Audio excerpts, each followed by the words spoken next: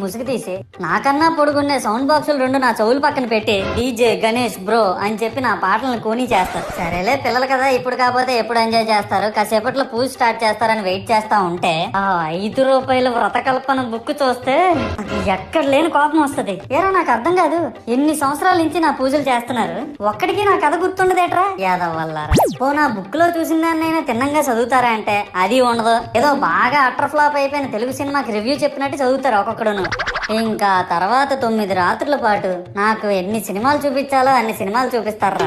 ఇందులో funny part ఏంటంటే నేను ఎన్ని బ్యాచ్లను చూస్తాను తెలుసా. ప్రతి వీధి పందిరి దగ్గరికి తిరుగుతూ నా విగ్రహాలకు రివ్యూ ఇచ్చే బ్యాచ్ ఒకటి, ప్రసాదాల కోసం ప్రతి పందిరి దగ్గరికి తిరిగే బ్యాచ్ ఇంకొకటి, ఇంకా దరిద్రం ఏంటంటే నాకు కొట్టిన కొబ్బరికాయలు ఏమైనా మిగిలిపోయేమో వాటిని తీసుకెళ్లి పచ్చడి చేసుకుందాం అనే బ్యాచ్ ఒకటి.